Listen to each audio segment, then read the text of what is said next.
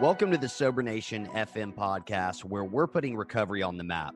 I'm your host, Jonathan Sylvester. This show is brought to you by Sobriety Engine. Do you want to take your recovery to the next level? Do you want more support, community, and fellowship? Sobriety Engine is an incredible community of men and women supporting each other in their recovery. You can get a ton of great tips, resources, and guidance to help you succeed in recovery and in life. Visit sobrietyengine.com to join today. Sober Nation FM is also brought to you by Recover Health. If you're ready to get fit and start living a healthier lifestyle, all while supporting your sobriety, then you can learn more about having me as your own personal fitness and nutrition coach at rcvrhealth.com.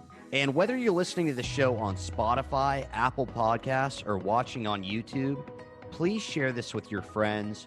Follow, subscribe, and leave a review. Nation, let's hop right into today's episode. Today, I'll be speaking with artist Scott Jeffries. Thanks for joining me today, Scott. Thanks for having me. Yeah, man, absolutely. And I think we've figured out that we have a ton of mutual acquaintances and friends, which is pretty cool. And had a lot of your friends on the show, which is pretty awesome. So I'm really glad I could have you on.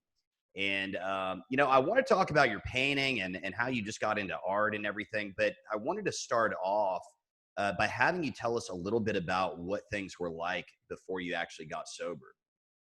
Oh, sure. Well, like I said, I'm 52 years old.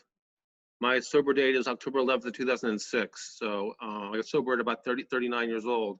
I started to drink right around 13, 14 years old. I was at my friend Doug's bar mitzvah years ago. I grew up outside of Philly in Bucks County, and drank at the bar mitzvah. Didn't really wasn't like a big thing. Other kids were doing it. Wasn't like a real peer pressure kind of thing. But I definitely partook in the festivities for sure. Okay. And I remember going home to my mom. I said, "Mom, I want to be a Jew. Everyone drinks at the bar mitzvah." And she's like, "You're a jackass. You're a complete jackass." Right? Yeah. But it wasn't a big deal. I didn't throw up or pass out. I didn't find some big moment or anything like that. But I definitely remember that being the first time I drank. Okay. By the time I was in 10th grade, though, I was really definitely a person that was drinking more than any 10th grader should, which is nothing at all, right? Mm-hmm. But I was an athlete. I was a swimmer in high school, and so I swam since I was about 6-7 years old. Okay. And by the time I was like a junior high school, I was a national level swimmer, and I was always kind of hanging out with the older kids on the team. The older kids drank on the team, and by the time I was in 10th grade, I definitely remember being in cars with the seniors. I was a sophomore. Being in cars, going out Friday nights, Saturday nights with the older kids and drinking and passing out and throwing up, that sort of thing. So it definitely was a kind of crazy life, but it worked. It worked for me for like all through high school. Yeah. I was heavily recruited athlete in high school, and because I was an All-American athlete, in my sport.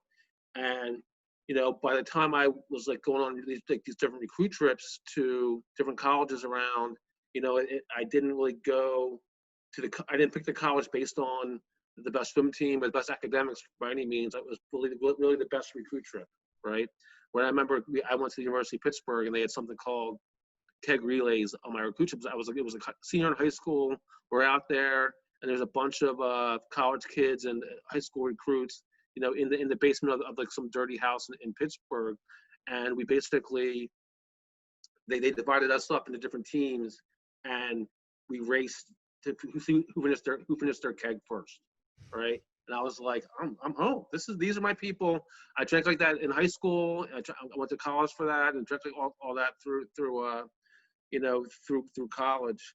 And it worked. I was was a conference champion. Okay. Did well in swimming. Yeah. All that stuff. So it definitely, like, even though and I like to say, thinking about it like now later on, they didn't like knowing it being sober. It was like basically managing an unmanageable life for a long time, right? Mm-hmm. And I really, after college, I went to law school, and worked for some different judges and worked as a public defender outside of Philly. Ended up, defending like I was a litigation attorney defending doctors in these multi-million-dollar cases in Philly, and just like, but always, this is like the mid '90s, right? Okay. Yeah. And just kind of like the happy hour kind of guy, drinking, smoking weed all the time, doing cocaine, the kind of the yuppie lifestyle, running around Philly like a party boy with my friends, all different lawyers and that kind of thing. And then to make a long story short, I ended up, I was doing some entertainment law and just hanging out in Philly, like doing my thing, and I was doing lots of coke, Yeah. right? And Yeah. what had happened was I was, when you do lots of like inhaling lots of drugs, coke, oxys, anything that was, I call them Scotty salads, which is basically any drug that you could find. You would take the pills and you would just chop them up and you would mix them all together Wow. and make it. I call it a salad, and then you just do it, right? Scotty Basically. salad. Okay. So it Gotcha. was insanity, right? And Yeah. ended up, my nose started to like get really messed up, right? So someone suggested, why don't you start smoking your cocaine? Yeah. Makes way And I more was like, I sense. can't smoke coke. I'm a lawyer, right? And that changed because I'll never forget it. I was at a party. I was living in downtown Philly at a party for they were blowing up Veterans Stadium where the Eagles play, right? And they were going to replace it with Lincoln Financial Field now, but it was a big party. Everyone was like partying downtown and waiting for the big explosion of the stadium. And that was the first night that I smoked crack. And when I did that for the first time, I finally kind of was like, this is, I was like, I finally got high the way I wanted to get high. Oh, wow. After all the years of drinking, all the years of smoking weed and all that stuff, I was just like, this is the effect that I've been like, looking for a Yeah. long time. Probably had it early on, but It's what the Scotty salad was building up to. that was like an appetizer. Yeah. There you go. Yeah. The appetizer, and then when I finally started to smoke that stuff, it was my mind. That crossed the bridge into like insanity for sure. And that was like kind of true powerlessness. It's all I thought about. Kind of stopped working, went through all my life savings and 401ks and emptied that, and was hanging out with different people. Yeah, it was funny with different professionals in Philly that were, I met a bunch of guys that were kind of like me, upstanding professional lawyers and bankers and whatever, and we all just basically band together and just kind of went down the tubes together. Wow.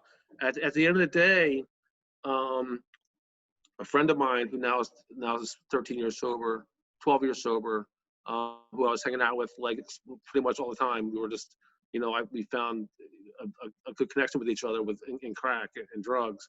He went to treatment, right?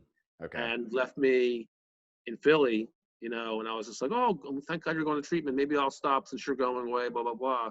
And the insanity was, it's like we actually ended up mailing him like crack to treatment, and we smoked crack on the phone together, Wow. and he got kicked out of that treatment center obviously, and ended up coming back to Philly with this like 19-year-old girl who was a heroin addict, and came back to the apartment, and he was like, Scott, this meet, whatever her name was, I forget her name, this is we're gonna shoot heroin now. I was like, okay, makes sense to me. At that point, it made complete sense, but I couldn't even do it myself. So I had to have this 19-year-old kid, I'm probably 37, 8 at the time, whatever it was, shoot me up. And me and my friend and this girl ended up like, lost in, we drove her back to West Virginia to her parents' house, and we're like hiding in her like some field. And I remember saying to myself, how did I get here? With my law degree, with my all-American status, with my, my great life I had, friends and family and cars and money and all that stuff.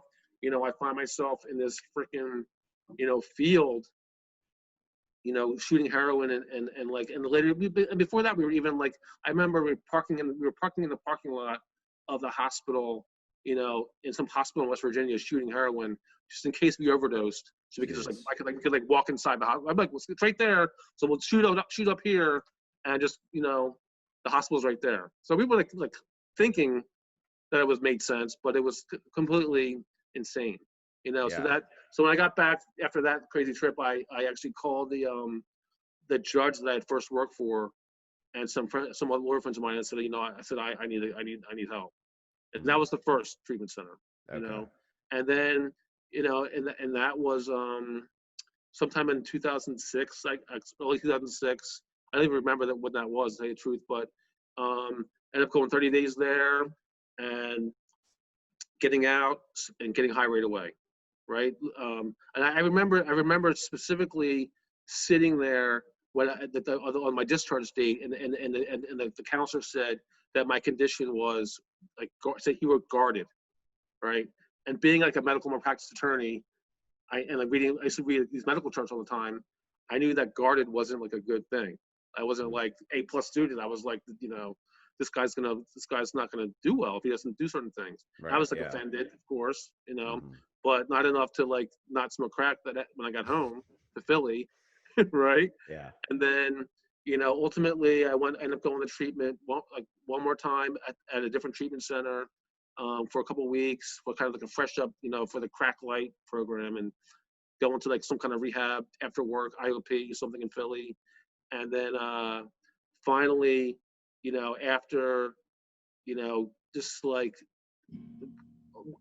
being exhausted, I finally was like, you know what, I need to go back to the treatment center, and I'll do whatever you guys say.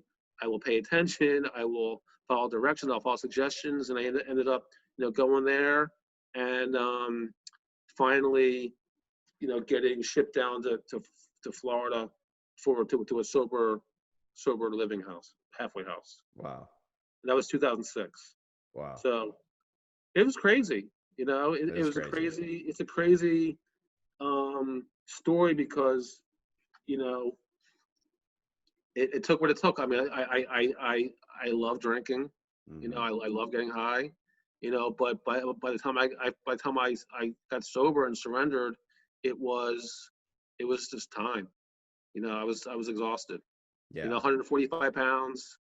Wow. It was brutal. Yeah. And I met a guy at the my third treatment center who was this guy Paul, who was coming to Florida for help, and I knew nothing about Florida, recovery, anything like AA, nothing. I knew nothing about it, AA or NA or any kind of recovery, anything like that. Mm-hmm. I worked when I worked as a public defender, I knew that the courts liked, people that were sober. Okay. So I would say to like my clients, you should probably go to AA. The judges like this stuff, right? Mm-hmm. Not even knowing what it was, and Okay. then getting high in the parking lot in my suit, right? Right. Yeah. So, it really, but so when I got to Florida, I just followed this kid that was like, I'm going to Florida for halfway house. Why don't you meet me down there? I'm like, okay. And that's where it started. That's where my recovery life started. Man, that's awesome. Wow. And you're still in Florida now. So yeah, I think two things that are really intriguing to me about your story is, number one, like, great example of how this disease does not discriminate, right? Like I'm just picturing you like, high power attorney walking around in a suit by day, smoking crack. Well, probably still smoking crack by day would be my guess. Oh yeah, no, I used to smoke crack. I used to like, it was like kind of like, who's the guy, MacGyver?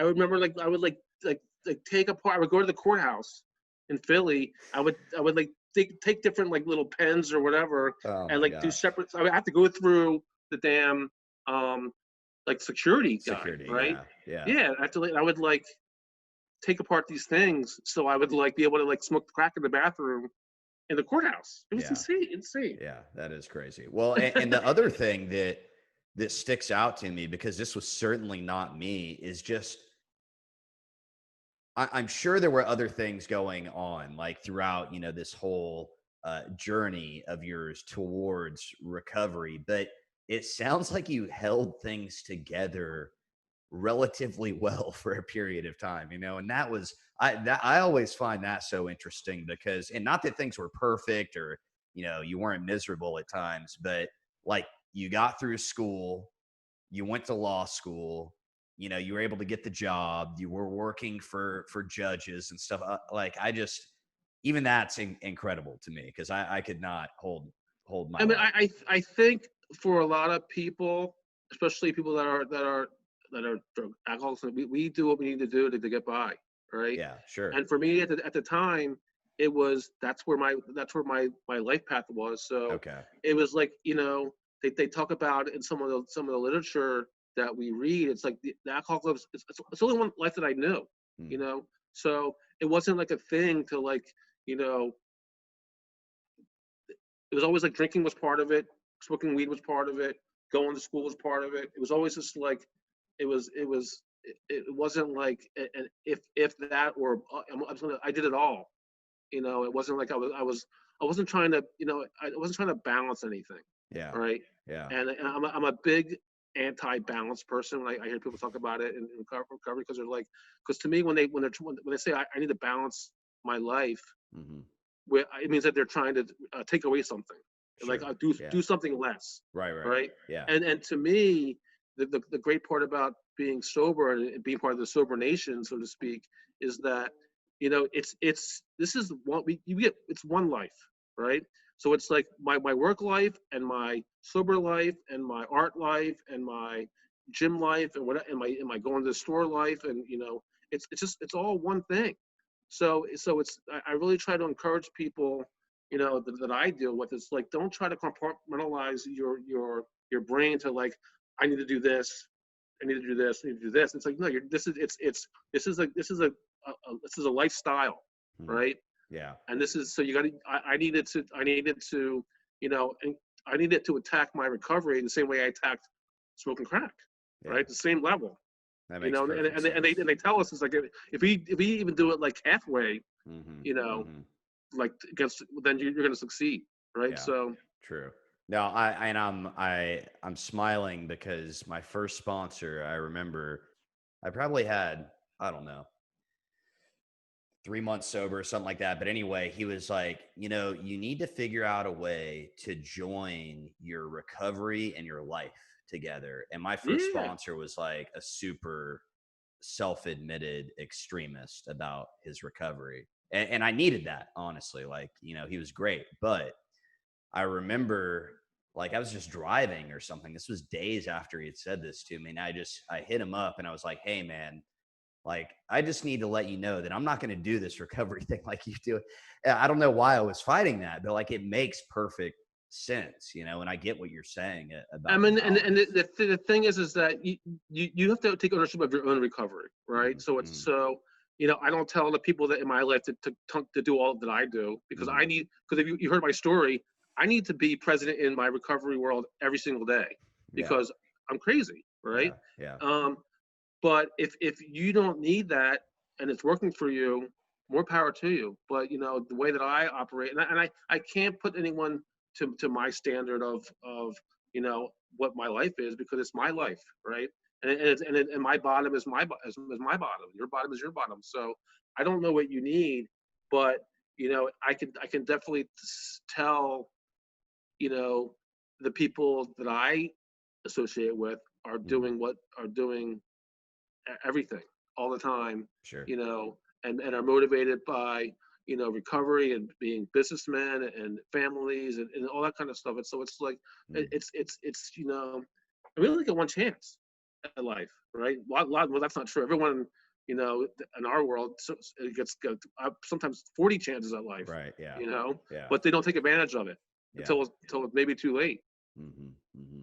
Yeah. No, absolutely. Well said. So I want to ask, man, I mean, all American swimmer, you go through school, you get into law school, you become an attorney, and now you're an artist. Like, how Yeah. did that, where did the painting come in?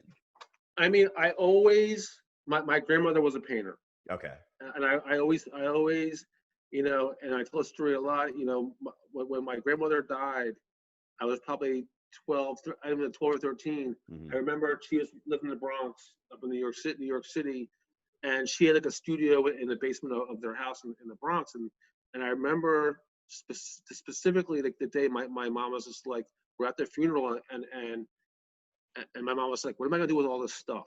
Like there's like brushes and Okay. canvases and like Yeah. just stuff everywhere, like Supplies a and very stuff. neat, nice, you know, old lady artist studio. Mm-hmm. And I was like, I'll take them.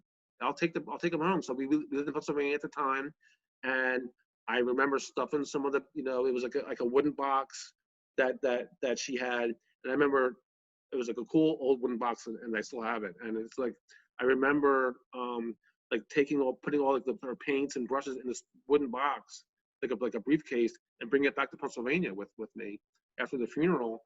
And I just started painting. Mm. You know what I mean? It wasn't like, and it really wasn't. Um, I didn't know what I was doing. I was just painting for paint. Like I call it like doodling, right? I call myself a soul doodler, right? I've been doodling forever and ever and ever in my notebooks in high school and elementary school and law school. You know, there was more stick figure people than like law notes. Okay. You know, Yeah.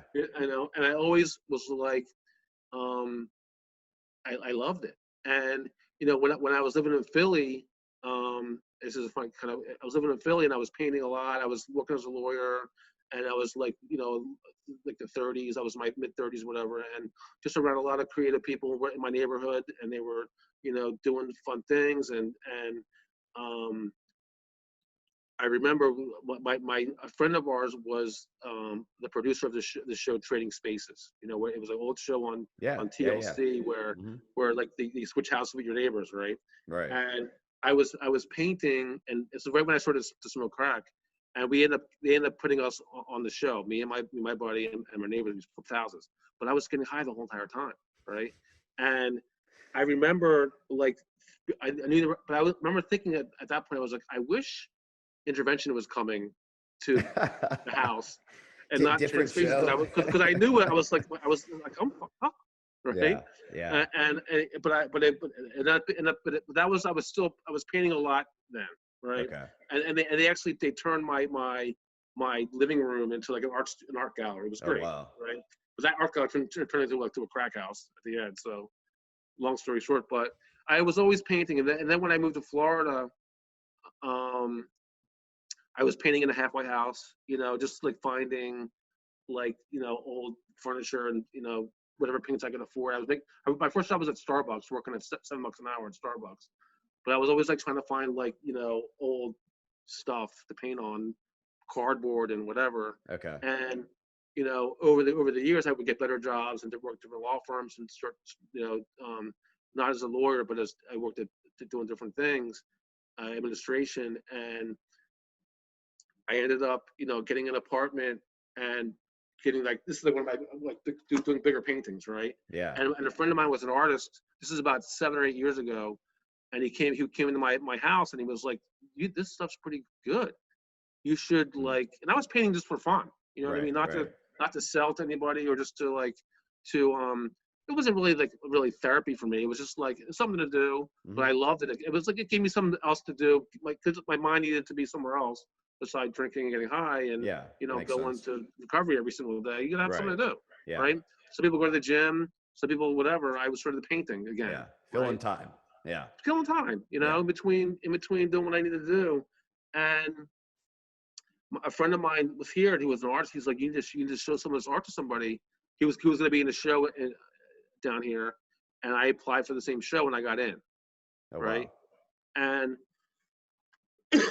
at that point, either I went to that show and a lot of my friends came from recovery. It was like a big thing. It was great, and I was just like, and I sold something. And I was like, this is great, right? And I met a lot of people at that show, other artists.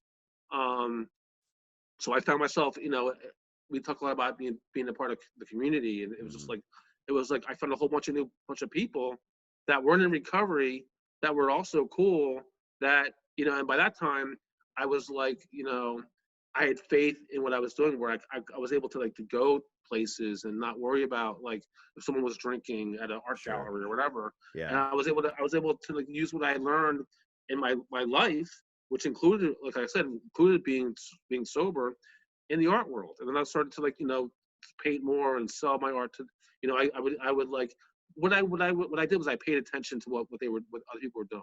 Right. Okay. And I Okay. found myself, getting mentors in the art world Mhm. who were like, Scott, we're having a show, come help us. We're having this, setting up the coffee or whatever they were doing. Right. I just did it. I was like, it was like being in service in recovery. I transferred to that character trait that I learned from us, you know, to a different space, and it worked, and all Yeah. of a sudden I'm like, working, you know, for like a nonprofit, I'm on the board of a nonprofit it's just like it transferred, right, and it just That's pretty and cool. what had happened is the momentum has been building over the past for a couple of years of where I've been in Art Basel and I have my solo shows and all these different things, and it's been phenomenal and amazing, and it's like it's all because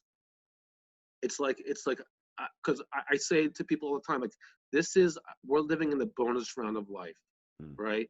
I should be dead, right? You probably should be dead. I don't know your story, but a lot of us should be dead. Definitely. You know, Yeah. when I go to I teach and bring an art group into a treatment center, um, a couple times a week. Like, I'm not an art therapist or anything like that, but I just talk about recovery, Yeah. whatever, That's awesome. and just to and I say to these guys, like, who here should be dead? Everyone Mm. raises their hand, because we all should be dead, right? Mhm. Mhm. So you can transfer everything that you do, and it just like and it just comes from a place of being grateful, and Yeah. and it just and that helps because it's not like, if I don't sell a painting, oh my God, I'm gonna go drink. I mean, who Mhm. cares, right? Right. It's like I'm Right. lucky to be alive. Yeah, absolutely. No, that makes a ton of sense. And the gratitude, I think, just it has to be there. But I really get because yeah, I think that had I not just been completely crushed, in life, period, I wouldn't have had these moments to where I could just kind of, push my ego aside, have a little bit of humility, and do some of those things like you were talking about, like just, help out and ask how to do things and look for mentors. And because one of my biggest problems was I just thought I had it all figured out. And I Yeah, dude, you know definitely, nothing.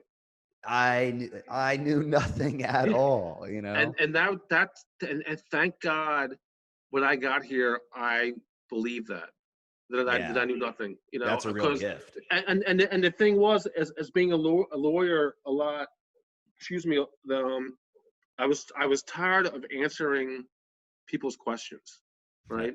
Yeah. Because everyone thinks like people think that lawyers know everything, Right, right? right. Okay, Yeah. what should I do? I don't know, right? So it's like I would say people say, oh, you're a lawyer. I'm like, I can't help you. I work at Starbucks. you know, I make $7 an hour. Yeah. I'm on food stamps. I can't Yeah. help you. Mhm. And what I loved and which I encourage people to do is I gave myself a chance to get sober, right? Because everyone was like, when are you gonna be a lawyer again? When are you gonna take the bar of Florida or whatever? I was like, never, right? I don't have a car. I don't have a phone, Yeah. you know. I got nothing. I got a pair of shorts and a pair of green Chuck Taylors that I got from at the treatment center from somebody else. I'm on a borrowed bike that someone gave me a bike, Mhm. Mhm. um, at the halfway house, you know, like, let's do one thing at a time, Yeah. I and get that. that really and the best part about it was that I didn't know anything about being sober. Mm. You know, the people that I was around, they're like, Scott, you don't know how to live sober. I didn't. I never lived sober before. I was making Scotty salads and lying to judges and doing what I was trying to do, in Philly, and there was no like prayer life, Right. spiritual life, going to recovery places or not drinking or drinking coffee or calling somebody every day and saying, I don't know what I'm doing. That wasn't my life. but I was so beaten down, and it was so, I was ready, and it's like, it's like, what did it say? Who cares about complete defeat? I was defeated. Mm. But Yeah. I think that goes with a lot of I think being a little bit older when I got here. Maybe, I don't know, because Yeah. there's plenty of people that are younger that get this. So, so I can't say that. But for me personally, I was just like, I don't want, I want to do something different, Yeah. and I'm ready to take my time doing it. Yeah, for sure. Yeah, no, I get that 100%. I mean, and I think that you had a very similar realization that I had, in that I knew that if I didn't get the sobriety deal down, that I wasn't going to have anything else anyway.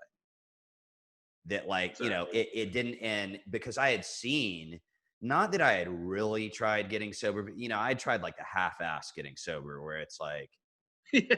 I need a break, basically. I need a little vacation from this, but nothing sincere, nothing, that really required any effort or anything like that. But when I did finally, come into this deal and I really wanted to do it, I finally had the realization that, man, like, I was rushing it. Like you said, like, I wasn't taking it one step at a time. And, I really had to slow things down and get that foundation first. It's funny you said that, because I remember when I would be sitting there and they would talk about, like, here are the messages that we had tried: taking a drink, not taking a drink, blah blah blah blah blah. Right. I never did any of that stuff. I never tried to stop until I had to stop. Mhm, It's like, mhm, okay, now it's time to stop, and that mhm. was it. You know what I mean? I Yeah, was so it wasn't like a like um I went to treatment because was I was starving. I yeah, had no money right, left, and right. you know. But it wasn't until that I actually, you know, was like ready to like take control of it and be like, you know what, you win, you guys Yeah, win, it's over, mm, you know. And then I jumped on the train of, yeah, the winners, so to speak. I guess you're right. absolutely. Yeah, stick with the winners for sure. So, we're talking about early in recovery. I do want to ask, what do you feel like is one of the biggest things you struggled with early on in recovery? I think for me it was listening to people that believed Hmm, in the spiritual part of it, hmm. and I was like, I'm never gonna get this, Yeah, that was me. right? That was I me. Yeah. I was like, that was that was my biggest fear. I was like, okay, I know I'm an alcoholic, right? Hmm. I know that what you guys are telling me, that I have to find something that's not me to change my attitude, Hmm. and I don't have that, right? I Yeah. don't have that, and that was the struggle. And it was like, but like I said, I gave myself a chance to get sober by I kept showing up. You know what I mean? And thankfully, I had nowhere else to go. Poverty, kind of helped with that. Living in a halfway house and food stamps and $7 an hour jobs and riding a bike, no nothing. You know, and I could call my parents and be like, "You're 40 years old. You got to figure it out."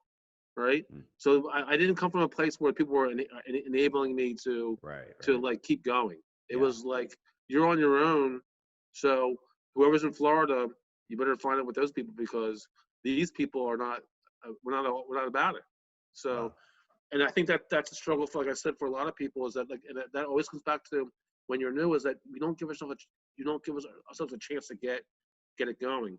And what I did really was I gave it, and that the spiritual piece, for me, was a struggle, because that wasn't part of my um my life, Right. right? Yeah. Because, like I said, when you're an all-American and you think you're a lawyer and you think you're a big shot, Hmm. there's no like power greater than me. Yeah, you're running it. No, I could, I figured out how to smoke crack in the courthouse, right? Right. Yeah. Bring it on. Yeah. It's like, Yeah. oh, no, no, no, no, buddy. You're living in Florida, and you can't pay your rent because your job is. It's like, okay, right? Hmm. And Hmm. I was like, but it was great because, I spent my whole first year. I couldn't even, like.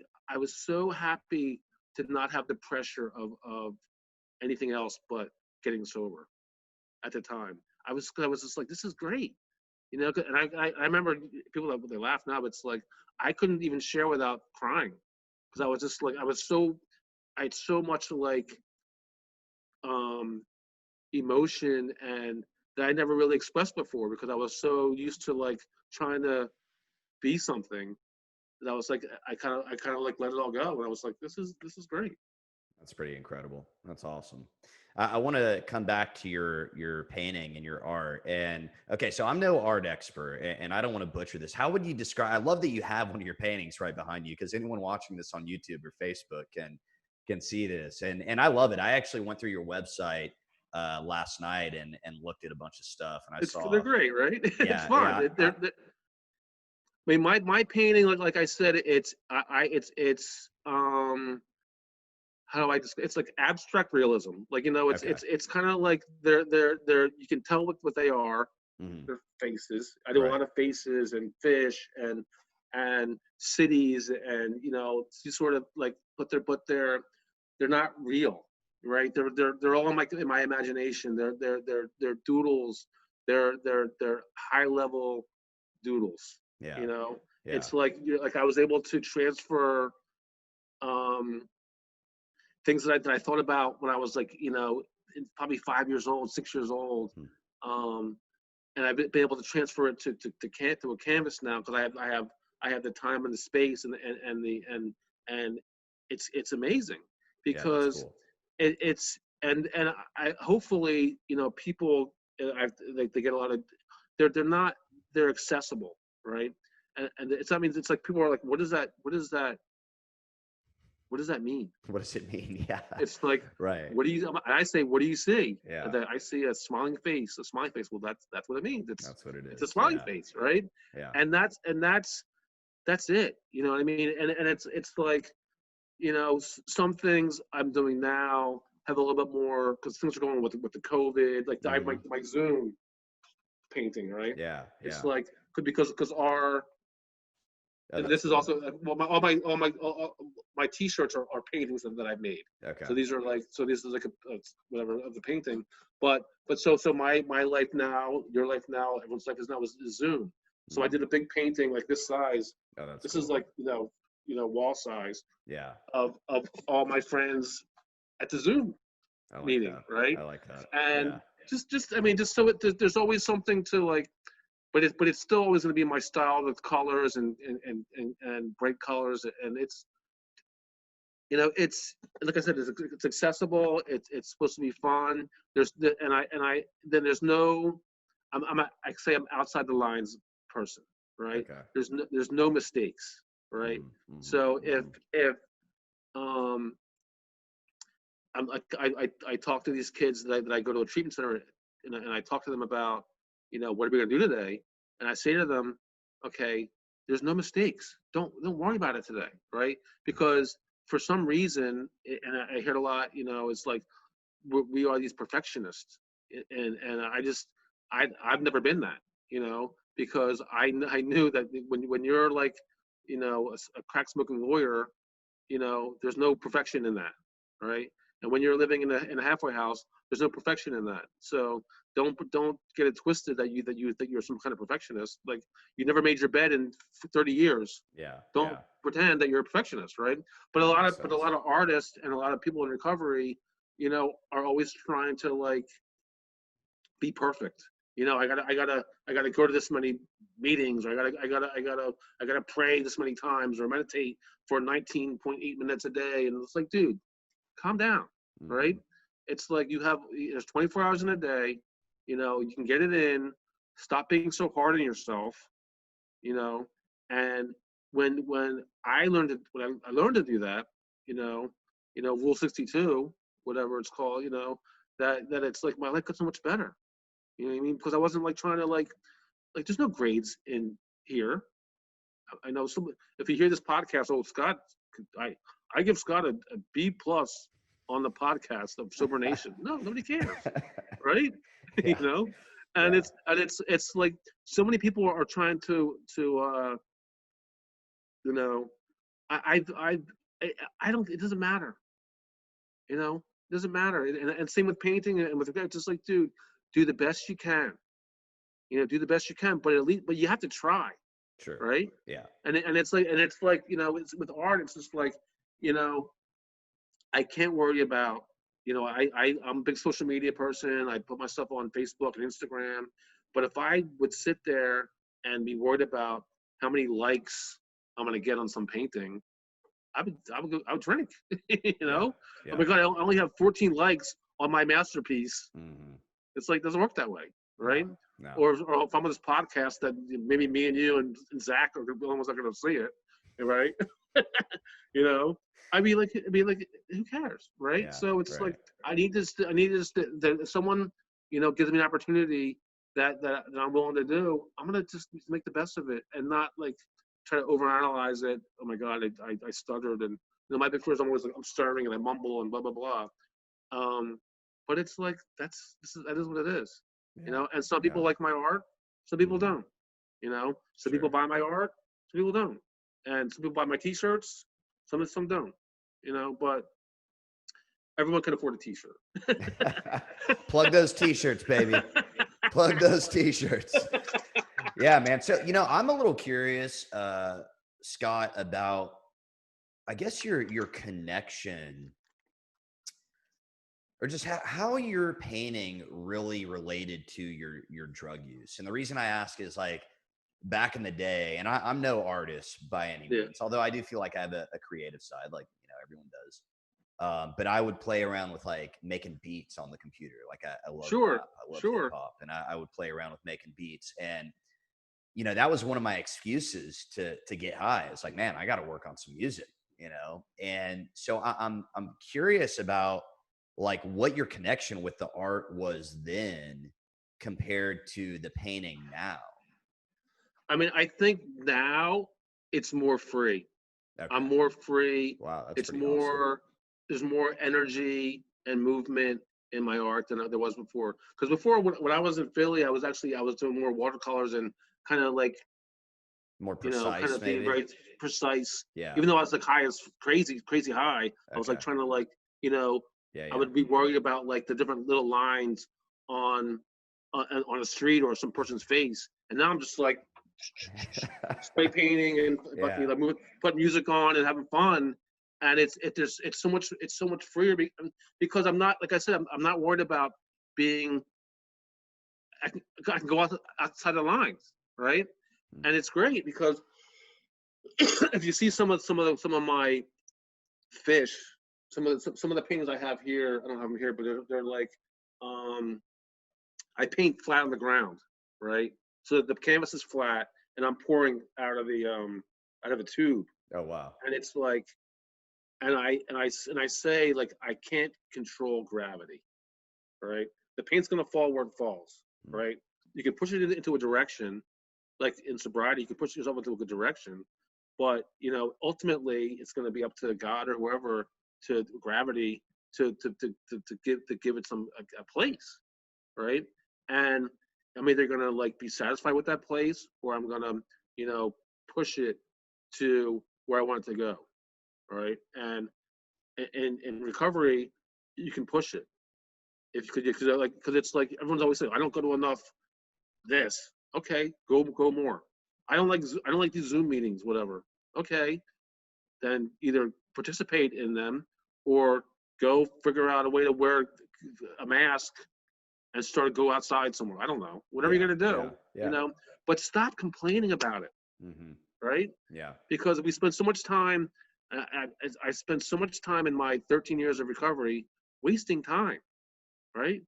And you know, now it's like I can't get involved in like the wasting timeness of, you know, of life. It's Sure. like I'm 52. It's like I got 13 years sober. I mean, I'm ready to rock and roll. It's like doing this. Like I would never have done this podcast, you know, because like I told you, you know, I wasn't interested in like even people knowing that I was sober. That was a big fear of mine too. It's like Mm-hmm. I don't sober nation. Are you kidding me? There's no way, right? Let alone, you know, telling somebody at my work, Right. you Yeah. know. Yeah. It's like I'm telling people, tell my boss I'm sober, and now I'm doing Sober Nation podcast. It's a different world, Yeah. A right? little different. But it's like at some point I had to, with people's help. My friends, that did this, or they're just like, dude, it's like whatever. It's like nobody cares, right? And it's like that's the attitude I need to take, is that I did my friend's podcast, Matt, who's on your show, Yeah. and someone that I had known since I was in fifth grade called me and said, you know what, I've been sober for 4 years. Wow. And I was like, holy shit, right? I never knew that if I didn't open my mouth, because I'm on social media, all the time, but not as sober Scott. Right. I'm, Yeah. I'm an artist, and that's kind of what I kind of like want to, I would in my mind, it was like, but like I said, this is part of my life. I need it, and I'm taking ownership of it now, and which is great, because I think I have the ability, which we all do, is to help people, Absolutely. who are that may not otherwise be, who are struggling, and that's one of the reasons that I was able to, when I was, talked about being on the board of that, of that arts foundation. Yeah. Right. That's I the was No like, More Starving dude, Artists. yes, no more Starving Artist Foundation. It's like, Yeah. I have access to people that, my friends have treatment centers or whatever. They work in treatment. It's like, if there's someone in our community, that needs help, I'm the guy that You're the come to me. guy. We'll figure it out. Yeah. Right. And Right. that's just by me slowly opening up to the reality, is that this is my life. It's like, that's how I started to do. My friend, I work at this place called, I do bring people to some place called Compassions. It's in a Hollywood treatment center, which my buddy, who I was in the halfway house with, started years ago. Okay. Yeah. And it's just like, he's like, Scott, yeah, I got laid off for my job, for the during COVID at the law firm, and he's like, why don't you start bringing art groups into the treatment center to talk to these kids about art? And now it's like, it's like, that's a whole new thing. That's pretty You know cool. what I mean? Yeah. It's great, and it's like, and it's something that I never thought about doing, because I was so caught up in like, don't tell anybody Scott sober, because he works, whatever, right? Right. Yeah. And now I'm just like, who cares? Yeah. I'm part of the Sober Nation. Rock on.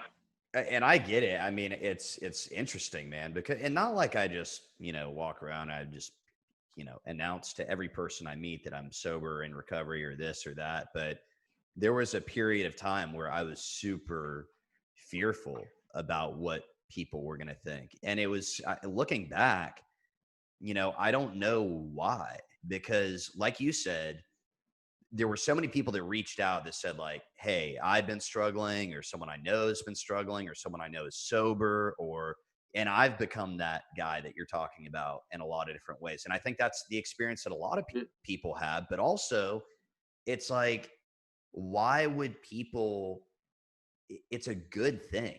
I was thinking I was going to get all this negative feedback, and it was nothing but positive. Dude, every person in Philly knew I was a drunk, right? They knew I was crazy. It was like, it's like, oh, you're like that drunken lord that used to puke on ATM machines in like 2001. Yeah. It was like it's falling over drunk. So it's like, what's better to be sober than a fall over drunk? My friends, every year I go to Jazz Fest in New Orleans. Yeah. So all my friends from Philly. There's like 10 of us guys, that lawyers, whatever that would be, and they are, I go every year. I'm the only sober guy out of 10 people that go. Right? They are so happy that I'm sober, right? Because they love me, but now they know me. Because I would go with them, and I would disappear into the depths of Bourbon Street, and it's insane. Finding that right? Scotty salad. It's like I have my own drug dealer in New Orleans. Yeah. It's like I'm going there once a year. Though, oh, Scott, you coming to New Orleans? I'm like, yeah. I'll meet you at whatever. It's crazy. Crazy. Yeah. I've said it before, man. I think, it's just, again, it was an interesting deal because I was so scared to show people, like, I had become a much better person, but and I knew that, but I was so scared to show Yeah, people that because I knew that it meant that I would have to like contrast and talk about the person that I used to be to some yeah. degree, and, but yeah, I mean, like you said, it's been nothing but positivity It's and great. It's love and great. It's nothing support but and all that. positive. Yeah. It's I have a new studio. I work at there's a place I'm in a studio called Zero Empty Spaces down in Boca where I live. And there was an article done. It's a brand new studio, and there's 8 of us in there, and the local paper did an article about it. And I said to the guy, like, "Oh, I came moved to Florida in 2006 to get sober," and I was like, "Holy shit!" I said that out loud, right? And then the guy was cool because he called me back before the article ran and said, can I say that Mm, in the article?" yeah. I was like, "Yeah, why not? You know, why not? And because like I said, it's a level of freedom that I'm experiencing now that I didn't have before because I'm not shackled by anyone. I mean, my life is my own, and in recovery, but it's just like, I'm not. It's like it doesn't matter, because when you get sober, your emotions change, your attitude changes, and hopefully it's about other people. That it's not a constant selfish attitude that I was so used to, Yeah. Well, and I want to touch on that. So, I mean, and you talked about the No More Starving Artists Foundation, and how important is it for you to help others, and just what role does that play in your recovery? Do you feel like? I mean, I think for me, it's like it's almost it's like doing anything else because luckily for me, when I first got to Florida, I was around people early on where doing service wasn't an optional thing, right? Yep. So Yep. it's so Same they're here. so they're like, "Oh, Scott, you need to make coffee." Okay. "Oh, Scott, you need to set up chairs or whatever it is that was required to be done." Hmm. Um, I was like, "Okay." Right. And it wasn't like, and like I said, I was at a point in my life early on where debating these things wasn't like, I was too tired to like say, well, why? Right. Yeah. Yeah. It was like, I'm just going to do it. You know what I mean? And that's like, I wasn't entitled. I thought in my mind, I wasn't entitled at that point to question anything. Okay. Right. After Hmm. 3 treatment centers and 145 pounds and whatever it is that was happening, it's like I was in the pay attention, follow directions, get on the train thing, and it's just, and I haven't really changed my life since. Right. I go to my recovery every day. You know what I mean? That's what I do. Right. I I do, you know, I do service for the people that I'm close to as much as possible when called upon. Right. Hmm. And I love to see other people, in my life that come in, like the Zach, whoever, people that are coming after me, and they do service, and I encourage them to do service. And I'm just like, dude, Zach or John or Bill or John or whoever's name is, he'd be a great person for to do this, right? And whether they are willing or not, I'm gonna call their name out, be like, you know, hey, John's in the room, he could do this. Be like, and because a lot of people don't think that people that are early on don't think they have anything to contribute, right? Absolutely. Yeah. They're scared. For They're sure. they're so used to they're so used to um having a negative self self whatever talk to themselves, Hmm. Hmm. that it's just like they need people to coach them, Yep. to push them Yep. along and to love them. And in my experience of being an athlete, and I was always well coached. I would see people. I knew from early on that hard work pays off, and then being encouraged pays off. I was around Olympians and all these people that in my life were going to the Olympic Games, back in the day, and these people were like, when the coach would say, Dave, you're going to do 10 100s on whatever in the pool or run 50 foot by whatever it was. They were like, I'm not going to do that. They're like, okay, yes, sir, coach, I'm going to do it. Right. And all of a sudden they're getting gold medals in the Olympics. Right. So it's like when you are willing to follow these directions that people are going to give you, there's a payoff. Right. And I knew that from the get go. I remembered it when I got sober. Because obviously there's these years in between of this, like, complete insanity where, smoking crack in trees upside down makes perfect sense too, right? Which I did that too, So, that's the thing is that I really was, focusing on, like, just doing what was necessary, and it's continued to today. Yeah. Yeah. Showing up, just show up. Yeah, absolutely. Yeah. That's the best advice I ever got. Just show up. Just show up. Just show up. Yeah. Everything's gonna be fine. Everything's gonna be fine. But no. Just show up. Yeah. We'll get you. I don't have any money to eat. Did we ask you if you had money to eat? Yeah. No. Mm-hmm. What do you want to eat? What do you want to eat? Don't worry about it. Right? Yeah. It's gonna be fine. Yeah. And when I finally was able to, like, get that through my own mind, I was able to kind of translate it to other people, and the people that I may have also found some level of success. Because they're like, this is how we do it. It's like it's not a lot of debating going on in my life. It's like if you don't want to do it. There's plenty of people out there that will let you, do whatever you want. Yeah. The hardest thing about working with people is being right when they come back and say, "Oh, I fucked up." Mm-hmm. Huh? Yep. Sorry. Yeah. What are you gonna do? Oh man, that's great advice. Just suit up, show up. Show up. It's gonna be fine. That's awesome. So you can check out Scott's art at scottyjart.com, and you can also follow him on Instagram at Scott Art. Thanks again for coming on the show, man. I love it. I appreciate you. Have a great day.